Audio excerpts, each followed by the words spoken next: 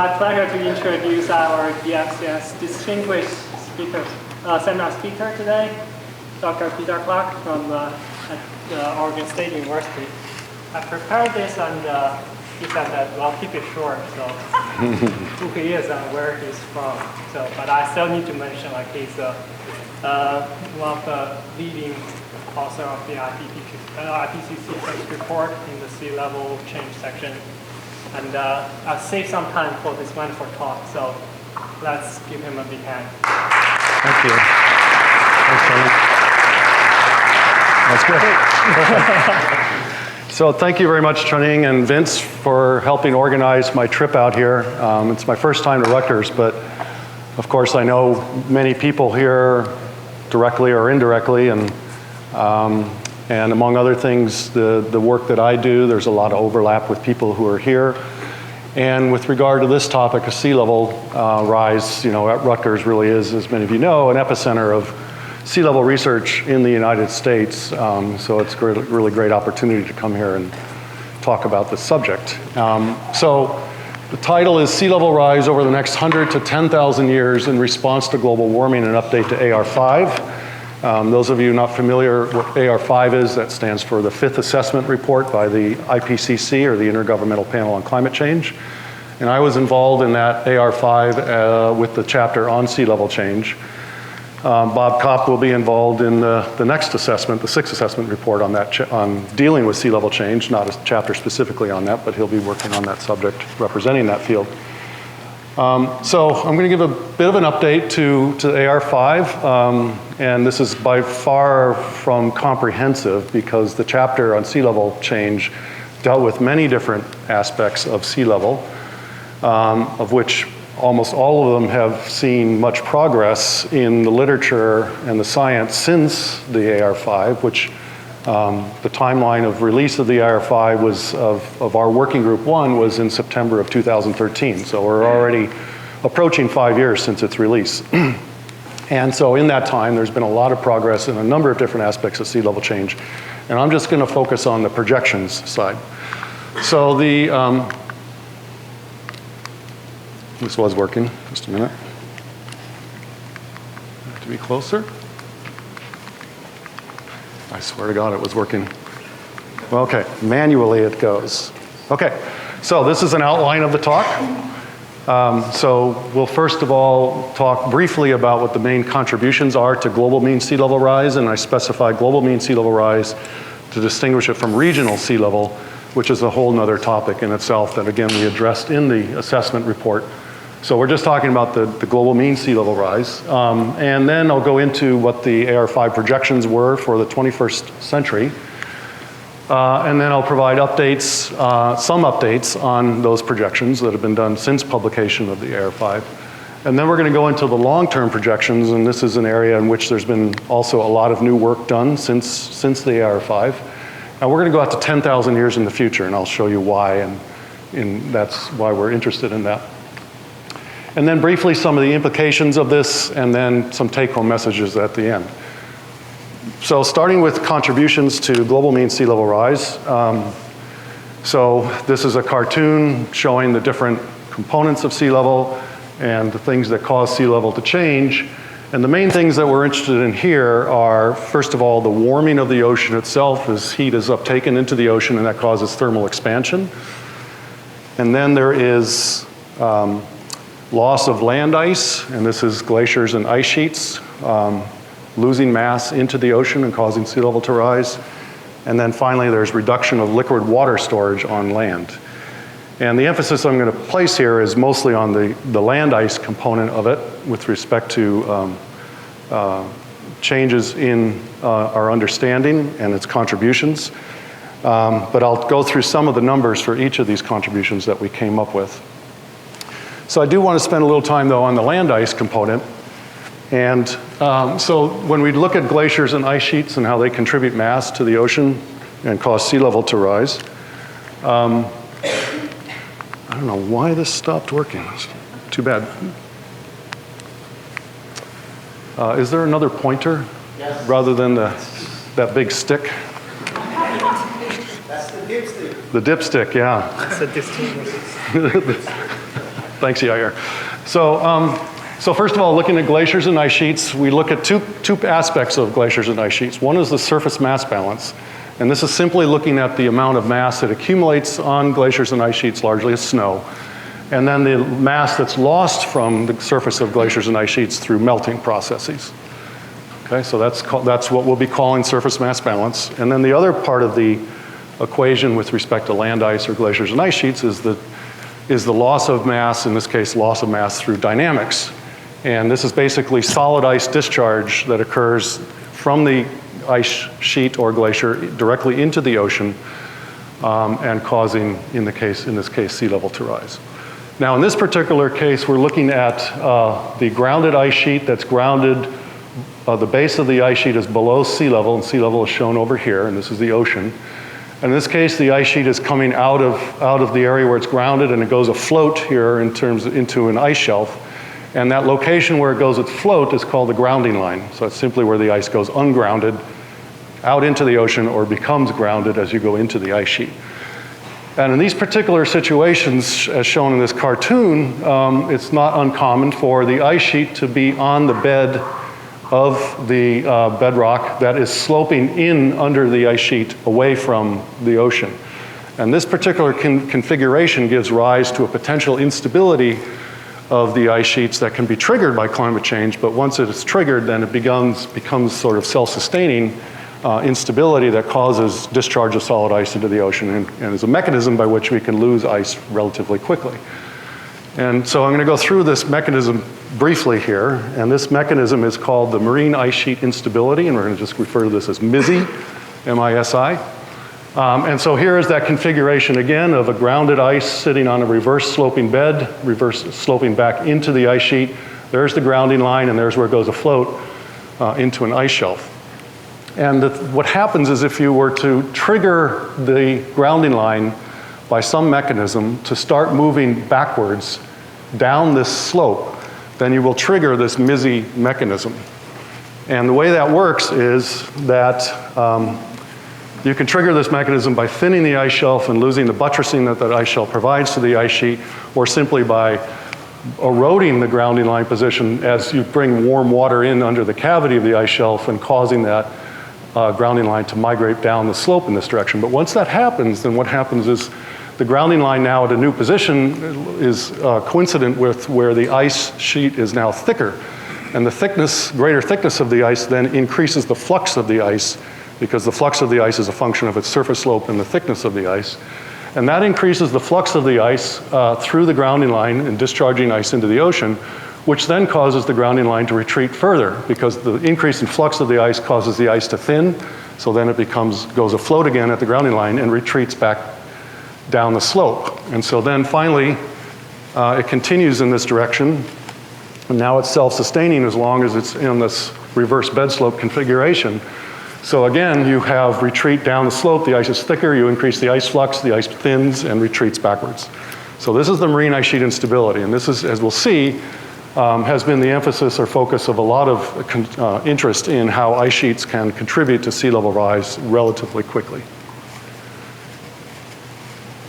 Okay, so now we'll get into projections, and most of you are aware of how the projections were made for AR5 was by using these representative concentration pathways, or RCPs, of which there were 4.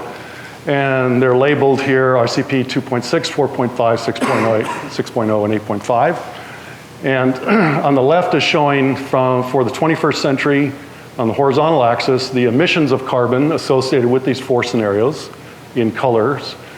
And then on the right is the corresponding increase in CO2 in the atmosphere for each of these 4 scenarios. And so the RCP 2.6 involves strong mitigation and lowering and going into negative emissions by the end of the century, whereas RCP 8.5 is the business as usual type of situation or scenario where we continue to emit carbon at a high rate and causing CO2 concentrations to increase through the century and beyond. And so we'll be talking about mostly the RCP 8.5, the higher end scenario, because this is what captures most interest with regard to sea level change, for example. But this gives you the flavor of the 4 different scenarios that were assessed with respect to, in our case, sea level change. So let's get right to the projections for global mean sea level rise that we came up with. Shown on the time series here, graph on, is showing for the 21st century is global mean sea level in meters, so this is 1 meter. And in red with the orange band, uncertainty band around it, is the RCP 8.5 projection through this 21st century for RCP 8.5. And in blue is the sea level rise in the mean of the ensemble and then the uncertainty band for the RCP 2.6, the low end scenario. If we get to the numbers, then for RCP 8.5, this high end scenario, we come up with a likely range, and I'll talk about what we mean by likely in a minute. But the likely range for global mean sea level rise by 2100 was, we came up with 0.53 to 0.98 meters. So let's just say 1 meter upper end of the likely range for this. And if we looked at the rates of sea level rise by the end of the century, we were looking at, there we go. Rates of sea level rise of 8 to 16 millimeters per year, whereas today we're around 3 millimeters per year. So acceleration of sea level rise through the century giving rise to this amount of sea level rise. Now, what do we mean by the likely range? This is a calibrated language that's used in the IPCC to talk about a probability of the sea level reaching this amount of about 66 to 100% probability. And that's what's called the likely range. What this means is what's often overlooked is that there's about a 1/3 probability that sea level can be higher or lower than this likely range. Okay, so when we give you those numbers of 0.53 to 0.98 meters for RCP 8.5, that 0.98 is not the maximum sea level projection we're giving you. We're giving you the likely range. And we're not saying that sea level couldn't get higher. In fact, we're saying there's a possibility of that being the case. But the reason we did not go to a higher probability at the time was for 2 reasons. One, we could not assess the very likely range, which was a 90 to 100% range, because the surface air temperature projections were also presented in the likely range, and we use those for thermal expansion and surface mass balance. And for looking at ice sheet dynamical contributions, we just didn't have information that we felt confident enough to quantify the probability of a very likely range or a range higher than our likely range from that contribution, okay? But the important point to keep in mind is that we're not excluding the potential for higher sea levels. And that's, of course, what the big question is how much higher it could go.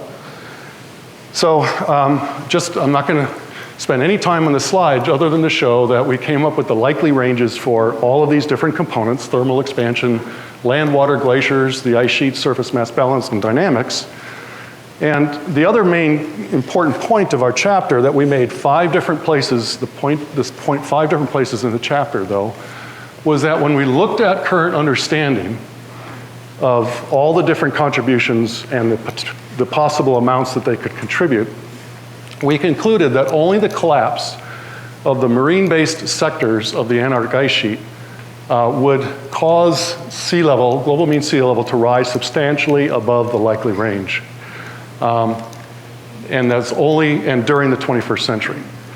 So the message here is that when we look back at that previous slide of all the different likely ranges, of all those likely ranges, we felt confident that they represented truly what the sea level contribution was going to be from those components.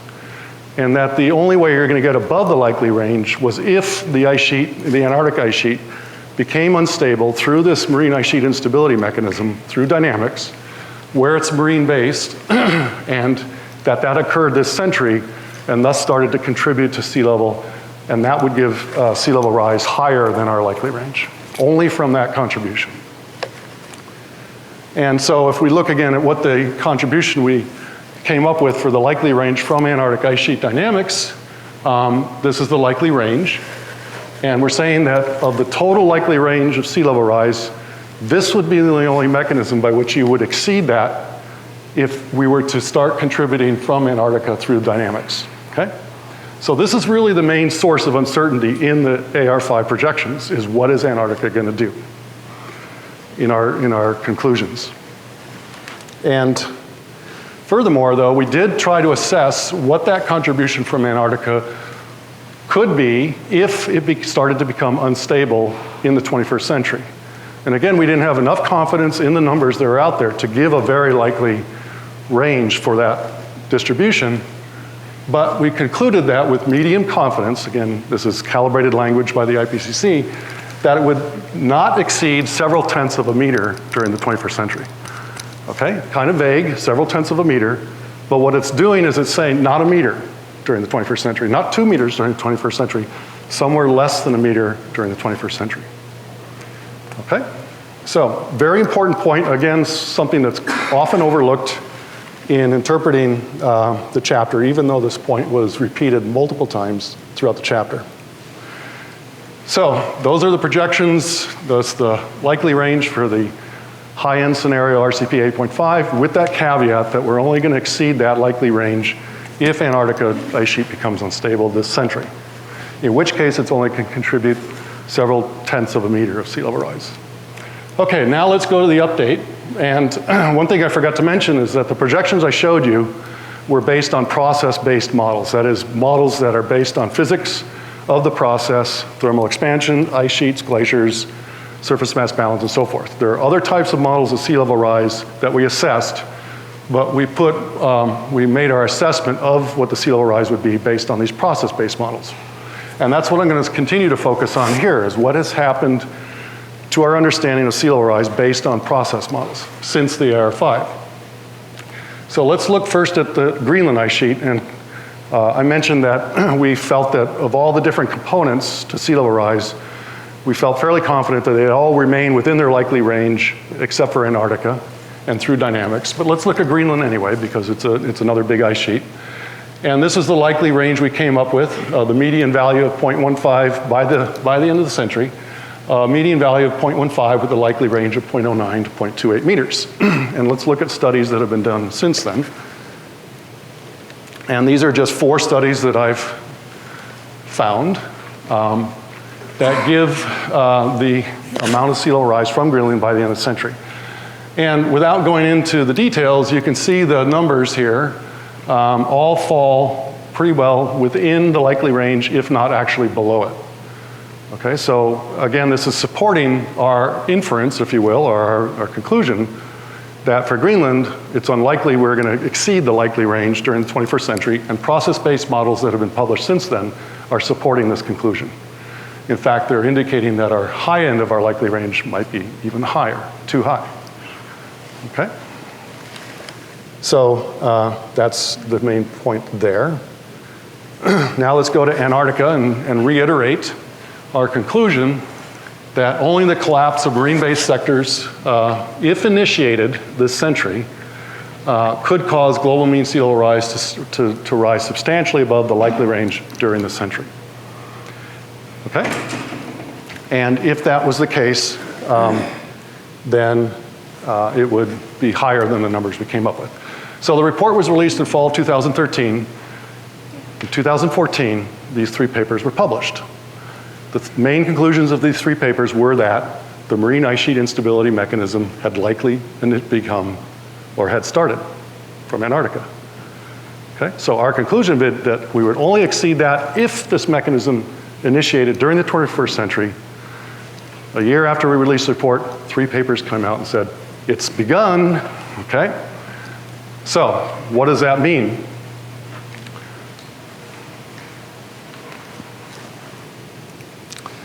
So, again, this is our likely range shown above without the marine ice sheet instability mechanism, the MISI mechanism involved, but with an allowance of several tenths of a meter if MISI was to start this century.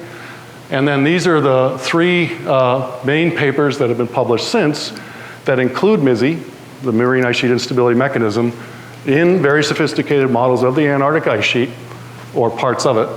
And they are suggesting that the contribution from ice dynamics involving MISI during this century is in this range here. And you can see it's on the order of a few tenths of a meter, okay? So that was consistent with our allowance terms of understanding from these physical models. And the big quote, though, I want to bring out here is this last paper published by Catherine Ritz in 2015, right at the end of 2015, said this: given current understanding, plausible predictions of Antarctic ice sheet instability leading to greater than 0.5 meters of sea level rise from that instability mechanism of MISI by 2100 would require new physical mechanisms. In other words, they felt that the understanding of MISI at that point was sufficient to say that it was not going to exceed this amount that is within our allowance, and only if something else new came along would it exceed that. Now, I wonder if they knew something was in the works, because a few months after this paper was published, drum roll, a new physical mechanism was introduced. And this was introduced in this paper by DeCanto and Pollard in Nature that has become very well known, which is titled Contribution of Antarctica to Past and Future Sea Level Rise. So let's look at this paper in some detail.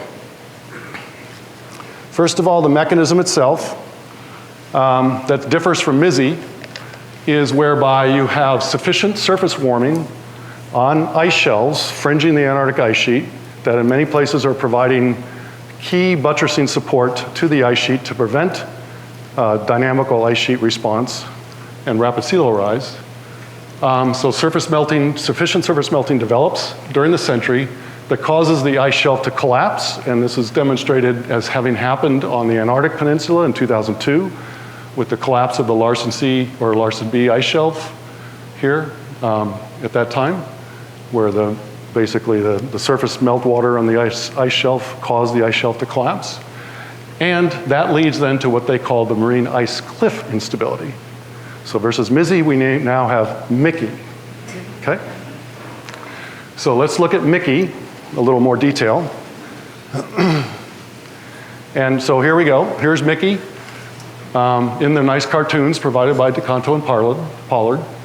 So here is, again, our grounded ice sheet below sea level. There's the ice shelf, and now we start to warm up the climate enough to cause surface meltwater on the surface of the ice shelf, which then causes the ice shelf to crevasse, and the water that accumulates in the crevasses hydrofractures through the ice shelf and causes it to collapse rapidly, as we saw happen with the Larsen ice shelf on the Antarctic Peninsula some years ago. Okay, so once that happens, now you have removed the ice shelf and the buttressing support it provides, and that initiates MISI. Okay, so now the ice sheet is no longer buttressed, so it starts to retreat down that reverse slope through that process. However, once it reverses down the reverse slope far enough, then basically the ice shelf itself is completely gone, and you develop an ice cliff that, if it exceeds 800 meters in thickness, with about 90 meters above sea level, then the ice sheet, the cliff itself becomes physically unstable and starts to fracture and break just by mechanical processes. And once that starts, then you lose mass very, very rapidly, and the thing retreats very, very quickly. So it takes over MISI, if you will, with respect to causing even faster ice retreat down the reverse bed slope. So that's the new physical mechanism.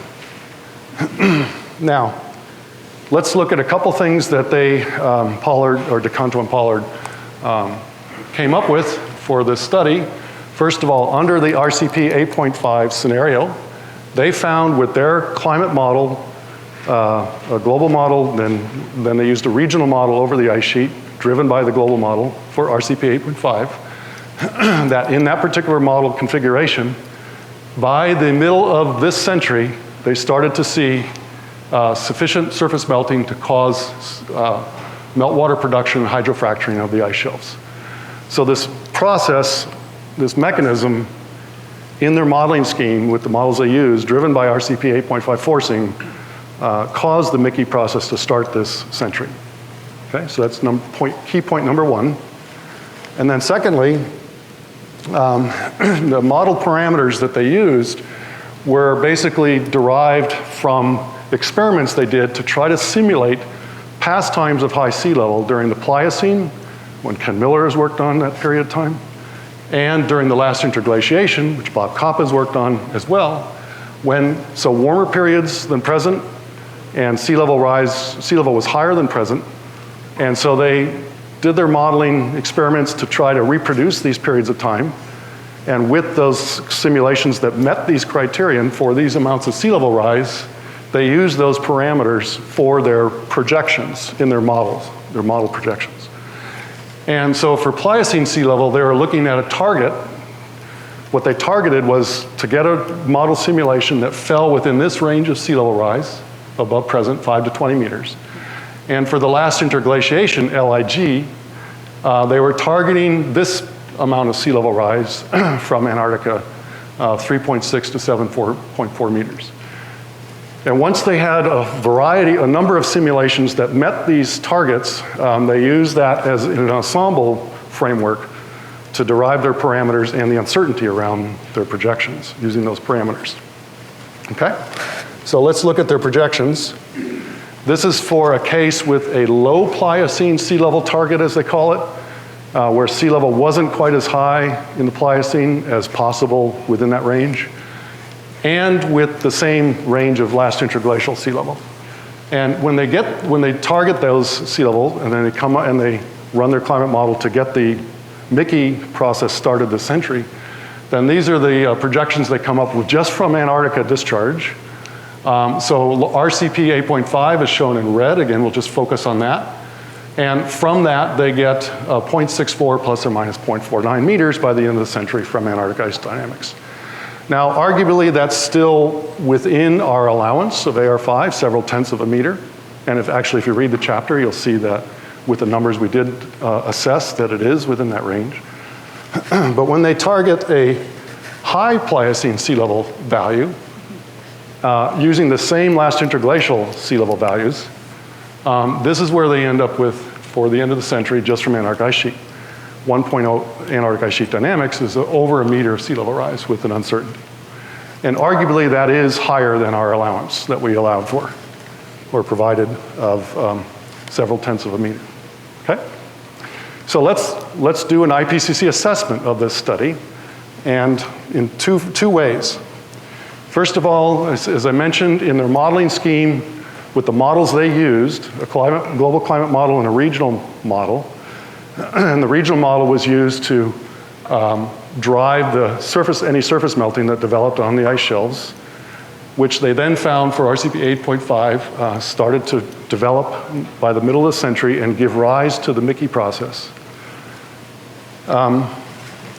First of all, we did assess that possibility in the chapter of this surface melting occurring during the century.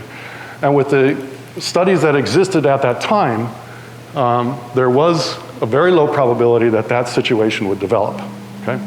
So they came up with in their modeling scheme, this process developing. Our assessment of other studies that existed prior to them found that that mechanism was not going to occur during this century. Now, more recently, but before DeConto and Pollard, just published in 2015, was this paper by Trussell et al., in which they used an ensemble of CMIP-5 climate model experiments, most suitable, they said, for Antarctica, and then used those model simulations to drive their regional model, which is called RACMO, which is a very sophisticated model that's been developed specifically for use on Antarctica and Greenland ice sheets. And it's been validated and used a number of different ways and times in that case. And when they drove CMIP-5 experiments with RCP 8.5 forcing through their RACMO model for the end of the century, this is the melting that they get on the ice sheet and the ice shelves. And you can see there's kind of concentration of melting in the Antarctic Peninsula, but very little around the rest of the ice sheet. And the magic number in their threshold number for getting sufficient surface melting to cause ice shelf collapse was about 750 millimeters per year of meltwater on the ice shelf. So just look at the yellow and red colors, and you can see very little of that. In fact, less than 10% of the ice shelf areas around the ice sheet, other than the Antarctic Peninsula, experience this amount of melting. So, two things. So the second thing, with regard to DeConto and Pollard, was their target they used for the last interglaciation sea level from Antarctica, which is this amount. And the way they derived this amount was by assuming that the other contribution to explain the full sea level rise of the last interglaciation came from Greenland, but that Greenland contribution was only about 1.5 to 2 meters. Okay? So then if we look at all the studies that I've uncovered and that were published, mostly summarized in a paper a couple years ago in Dutton et al., and then another couple added on here. So we're looking at study across the horizontal, and then sea level from Greenland ice sheet. And you can barely see it, but the blue is up to the 2 meter contribution assumed by DeConto and Pollard. And you can see a majority of studies are suggesting quite a larger contribution from Greenland, which would mean the contribution from Antarctica was less. And so I would argue that if you put in those lower numbers from Antarctica in their model experiments, and they have the numbers there, but they don't show the projections associated with them, but logically that would lead to a lower projection for the future from Antarctic ice sheet if they had considered these higher possibility numbers from Greenland ice sheet. So my conclusion is that this DeConto-Pollard paper should be used with great caution at this point. Many more papers will appear by the time Bob finishes up the AR6 in 2021 that will be able to assess this conclusion in more detail and look for consistency and see if these high numbers are in fact going to hold up or not. But in the meantime, it's one study that is largely inconsistent with a lot of other evidence. So I'd recommend strong caution in using these numbers at this point. Okay. Okay. So I want to move on to the long term. And so in AR5, we concluded it's virtually certain that sea level rise, global mean sea level rise, will continue for many centuries after 2100. The main challenge that we had for making an assessment of what those numbers might be was the very limited number of ice sheet dynamical models that existed that included all the proper physics to assess the sort of long-term behavior of ice sheets over this longer period. So although the conclusion is very robust, virtually certain that sea level will continue to rise, we couldn't really put any firm numbers on how much it might rise in the future beyond 2100. Now, since then, several studies have come along that have long looked at this longer commitment to sea level rise. Now, a number of studies had looked at it beforehand from thermal expansion, but none had really looked at it in a way with sophisticated ice sheet models for the ice sheet dynamical contribution. So these 3 studies were published in 2015, and then this one that I led in 2016 did look at this contribution. In this case, the first 2 studies looked at the contribution from Antarctic dynamics. In this case, we looked at all the components except for land water. So we looked at the ice sheets, glaciers, and thermal expansion. And I'm going to focus on the results from this study in the remaining part of this discussion of long-term sea level. So what we did was, again, we used 4 scenarios. And basically, as in the case of most of these scenarios, it just represents a pulse of carbon that's emitted over a period of time of a varying amount. And the 4 pulses that we looked at, so here's the historical period up into the future to 2300, are shown in terms of the total carbon emissions for the 4 scenarios. So a lower emission scenario and a high emission scenario and 2 intermediate emission scenarios. And just for comparison, these are the corresponding emissions for the RCP 4.5 and the RCP 8.5. And you can see our high-end emission scenario is very similar to the 8.5 scenario. We didn't have something as low as 2.6. But otherwise, that's just for comparison. So basically, then we used 2 models of intermediate complexity that had the carbon cycle in them. And with these carbon emissions, ran those models for 10,000 years to come out with both CO2 concentrations and surface temperature for the next 10,000 years. And then we use those temperature forcings to drive the glacier and ice sheet models, and then the thermal expansion comes directly out of the models themselves, out of the intermediate complexity models. So let's put this in perspective. So we're looking at 20,000 years ago on the left to 10,000 years ago in the future. And what I'm showing now is the known CO2 record from ice cores that goes from the last glacial maximum 20,000 years ago through the present interglaciation to the present. And then this is two reconstructions of global temperature through this period of time that combine, we splice them together. And so what you see is that the ice ages were lower CO2, colder temperatures. We came out of the ice age, CO2 rose, temperatures warmed. And then this has been the present interglaciation. And then with the climate models, we came up with these CO2 concentrations for those 4 scenarios with the corresponding temperature, global mean temperature projections. So on the above is the CO2, and notice the scale change on the CO2 label here, or axis. So it's going from 300 and then it jumps up to 1,000, 2,000. And so you can see that there's our low emission scenario, our high emission scenario, and the intermediate ones, it's in terms of CO2, and then for corresponding surface temperature response to that. Now, using this to drive the ice sheet and glacier models and thermal expansion to get the global mean sea level, let's put this in perspective, what's happened in the past 20,000 years.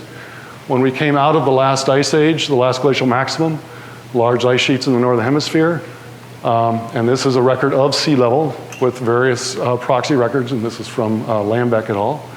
So sea level was much lower, about 130 meters lower. Sea level rose as the planet warmed. Sea level reached present about 5,000 years ago or so, and has largely been the same since then with some variability. And then if we look at the projected sea level with those 4 scenarios, we end up with this. Now at this point, we don't have big ice sheets to deal with. We only have Greenland and Antarctica. But we still end up with basically Greenland ice sheet is gone. And for the highest scenario we looked at, which would be equivalent to RCP 8.5, very little of the Antarctic ice sheet remains. And if you look at the range of the 4 scenarios in terms of the global mean sea level response, it's on the order of 80 to 180 feet of sea level rise. And again, it's what's reflecting is that there's less ice to deal with on the planet than there was at the last glacial maximum. If there was as much ice for those kind of forcing, we'd probably end up with much higher sea level. But this is what we get. Okay? So recently, we've taken these numbers and come up with a carbon budget for global mean sea level rise. And so what we're looking at now is global mean sea level on the vertical axis and cumulative carbon emissions, in this case plotted from 450 gigatons of carbon up to 1,000 from pre-industrial. Okay? So this is cumulative CO2, how much carbon has been emitted or will be emitted across this range here. And then using our results, we've come up with these sea level functions related to cumulative carbon emissions. And so this is 2100 down here. This is from another model result by Alex Knowles using RCP scenarios. This is from Alex Knowles as well. And then these 3 other ones are from our results. And what we're basically doing is marching through time, 2100, 2300, 3000, 4000, and 9000. And if you follow any one of these timelines, and it's easiest just to look at the most extreme one, let's look at the 9000 timeline, then what you see is that as carbon emissions, cumulative carbon emissions increase, you would expect sea level rise to increase as well, reflecting the higher CO2. But if we pick any given carbon emission, cumulative carbon emission value, then you see through time, the sea level is rising for that. And this is just reflecting the long inertia in the sea level response to the forcing. So it takes a long time for the sea level to reach, as you saw in the previous time series, to reach its sort of a maximum amount. But what we're looking at here is basically committed sea level predicted for any given cumulative carbon emission that you can come up with from pre-industrial. Then we extended this, I ended at 1,000 gigatons of carbon, and you'll see why in a minute. But if we extend it out to the high end of the emission scenarios we looked at, so here's looking at 1,000 gigatons out past 5,000 gigatons. Again, you see that for any given time horizon, sea level rising is a function of the amount of carbon in the atmosphere. But for any amount of carbon that's been emitted, then you see the commitment to sea level increasing with time. Okay, so I want to move on to nearly the end, the implications. And so the implications, sorry, it's a nice picture. I'll let you look at that for a minute. Okay, so first of all, how are we doing? with regard to carbon emissions. So this is from the latest Global Carbon Project result, showing from 1990 to 2017, the amount of CO2 emissions and gigatons of carbon dioxide per year. And so here you can see in 2016, people were starting to think, oh, maybe we're just starting to bend the curve or level off, and then 2017 came along and popped up a bit. But what you can see is that carbon emissions per year, and thus cumulative emissions obviously have been increasing, but that the amount of carbon emissions per year has been accelerating more recently. So let's think about this with respect to that carbon budget. This is, in red is showing the total cumulative carbon emissions since pre-industrial up to 1990. So it's about 456 gigatons of carbon from that Global Carbon Project assessment. And what that shows you then is the commitment to sea level for that amount of carbon emissions from, in this case, 2,300 up to 9,000 years into the future. So we've already committed ourselves to some amount of sea level, and we knew that. Okay, but this is the first one to include the ice sheet contribution in addition to thermal expansion. Now let's look at the carbon emissions that have been released just in this century up until now, and the impact of that. And that slides us over from emissions up to 1999 to emissions up to 2017, which then slides us up in terms of this much more sea level commitment. So every year we wait, we have that much more sea level commitment ahead of us. Okay? Every year we wait to reduce and go to negative emissions, I should say, we have that much more committed sea level. So let's ask the question, where are we going? And these are different scenarios of emissions of fossil fuels and land use change, which is the main things we're looking at here. From 1980, so there's the historic record in black. 2017 is the red dot there. And then from there we go on into these different what-if scenarios. And these are based on the SSP database. So we have one scenario that's strong mitigation and brings carbon emissions down to 0 before the end of the century, limiting amount of temperature warming to somewhere less than 2 degrees, or more of a business as usual type of scenario, which is I've lost my pointer. That's okay, you can see, just follow the upward trajectory, and that puts us in there, and then these intermediate scenarios. So this is this whole idea about cumulative carbon emissions and temperature that was introduced or assessed by the AR5 was really the fundamental basis for the Paris Agreement. And the Paris Agreement in 2015 proposes to hold global average temperature to well below 2 degrees above pre-industrial levels and pursue efforts to limit the temperature increase to 1.5 degrees Celsius. So with the cumulative carbon budget that's been established for temperature, they know exactly how much carbon we have still to release or even go negative in order to achieve these goals of the Paris Agreement. And so based on those types of scenarios, this would be, for example, one scenario that's required for carbon emissions through the rest of the century to avoid 2 degrees of warming. These are just different scenarios, but they all sort of meet this goal of starting to drive down emissions towards negative and reaching negative after 2050. In this way, we will achieve the goals of the Paris Agreement and stay below 2 degrees. So we know what these emissions are to achieve these goals. These have been tallied up extensively. And first of all, when the countries that signed the Paris Agreement proposed what they call nationally determined contributions by which each of them would contribute X amount of carbon emissions. And they did this, if we look at the period of which most countries have done this for 2000 to 2030, then this is the range of those emissions that they've now have in place to meet the goals of the Paris Agreement, shown by the red bar. And you can see it's well above the carbon emissions needed to keep below 2 degrees. So everyone knows that we're not on track to meet the Paris Agreement at this point. We need to do more, okay?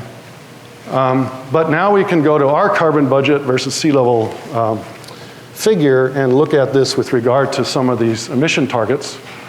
And so that's shown in the gray bars with the different targets. So the less than 1.5 degrees Celsius, in order to achieve that, That's the range of emissions that are required from pre-industrial, and that's the sea level commitment that that target would give us.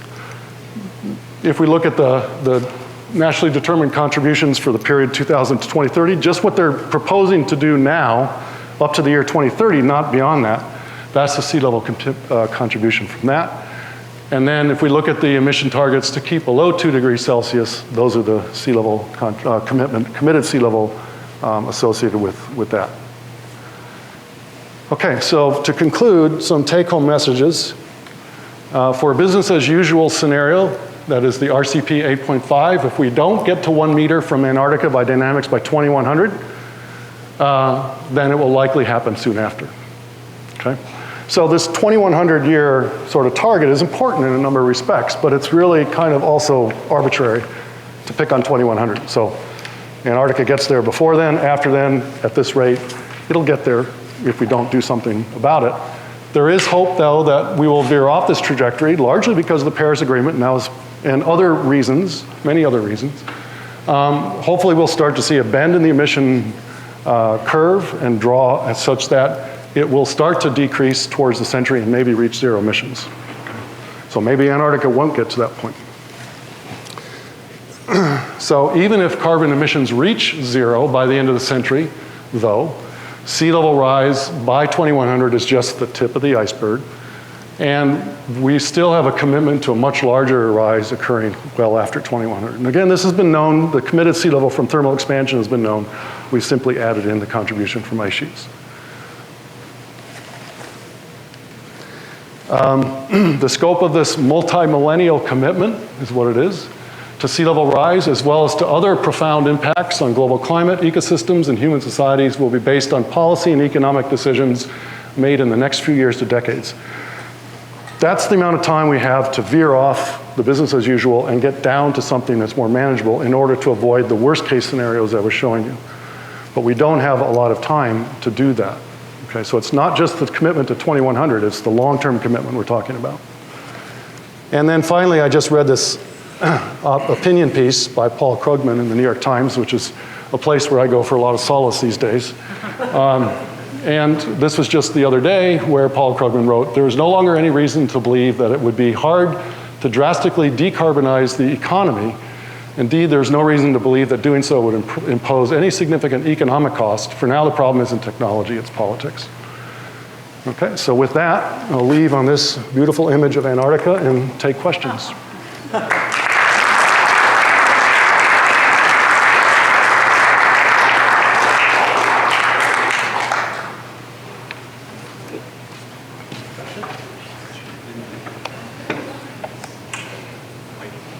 Yep.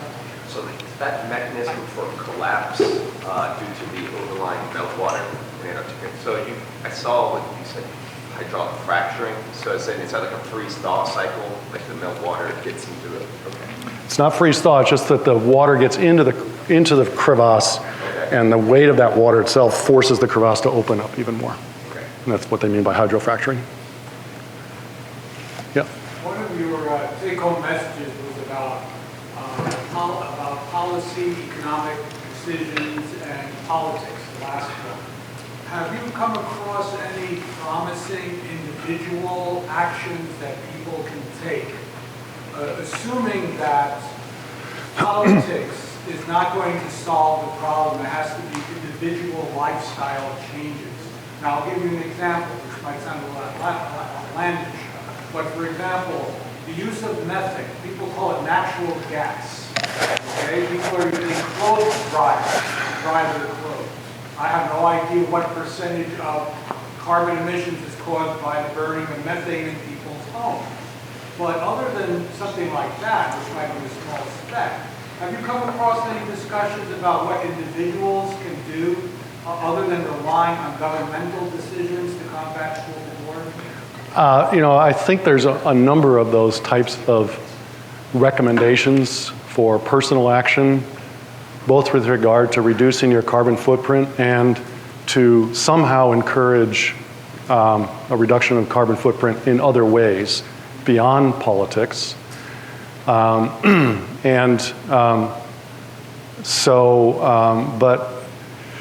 I don't know the numbers of what the estimates are if everybody was to reduce their carbon footprint by X amount, how much that would matter or how much is needed to do that to matter. Bob may keep track of those numbers. Bob, where are you? There you are, hi.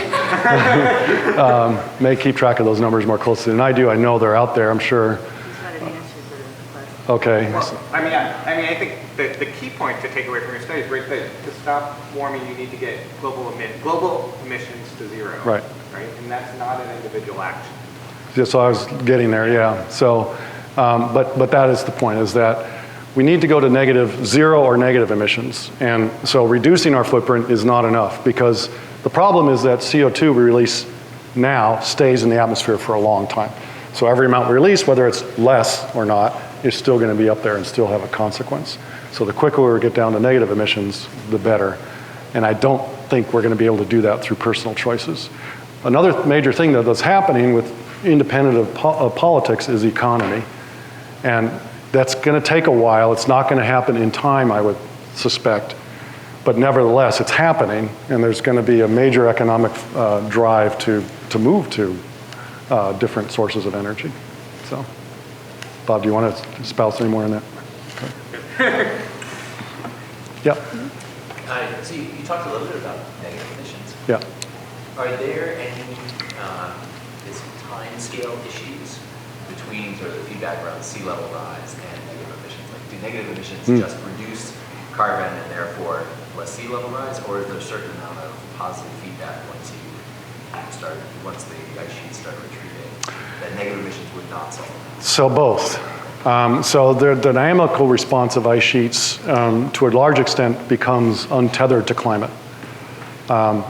Although people are trying to come up with these geoengineering solutions even to deal with that. But for the large extent, at this point, I think most of these ideas are just far from reality. Not to say they're not possibilities, but they're not going to happen anytime soon. So, but as far as the surface mass balance part of it, in fact, what's going to happen is Antarctica, the contribution from Antarctica is actually, from the dynamical contribution, is offset by the fact that it's going to be gaining mass for some foreseeable future as the Antarctic continent warms, could hold more moisture as snow falls. So in our assessment, in fact, when you looked at the Antarctic surface mass balance contribution, it went negative for the century as opposed to dynamics. Greenland is a situation where the surface mass balance response could cross a threshold that becomes irreversible unless we engineer or start to lower CO2 in the atmosphere in some way. So going to negative emissions over a sustained period of time to actually start reducing CO2 in the atmosphere, I think is an area that's ripe for research in terms of what that means for ice sheets. DeConto and Pollard did look at it a little bit, and more people, I'm sure, are doing that, and I would like to do that. So, yeah. Yeah. So you already talked about basically Greenland and Antarctica. What about the Himalaya ice sheets, the North American, Canadian Rockies, that kind of thing, ice sheets? Factoring that in. Is that just de minimis? So if you add up the sea level contribution from all land ice glaciers, exclusive of Greenland and Antarctica ice sheets, today it amounts to about 40 centimeters of sea level. So it's in our numbers, but it's just dwarfed by all the others, so it's insignificant. And essentially, well, no, it's not good news because most of them will be gone by the end of the century at the same time, so yeah. But it's not a big factor with regard to sea level rise. It is a lot of regional importance to those things with respect to local water resources and stuff, yeah. Yeah. Question? Yeah, we know there's a complex and large subglacial hydrological system in Antarctica and under continental ice sheets in general, probably. What do we know? Can you summarize or up to date the current knowledge about how that system might change in the future and how that might contribute in some way to add on another mechanism to accelerating or decelerating the rate of loss in West Antarctica, for example? Because the DeConto paper doesn't really talk about that, I think. No, right? no. So the question is subglacial hydrology a possible factor in influencing ice sheet response?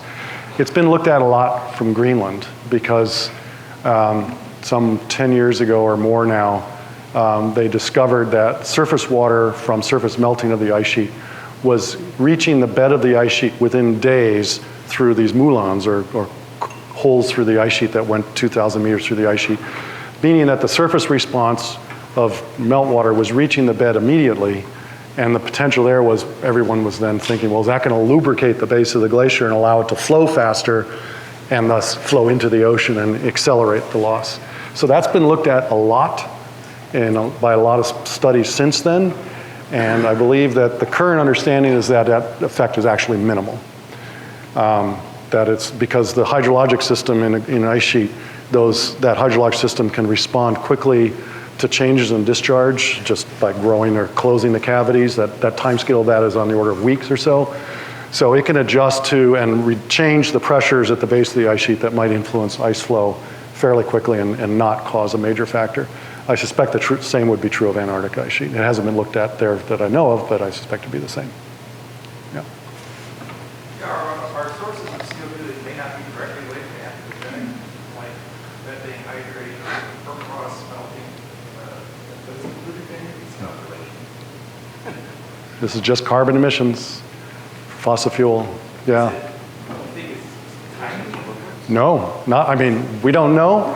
I mean, methane. So a lot of these greenhouse. This is a couple things. One is a lot of these other greenhouse gases, like methane, are short-lived in the atmosphere.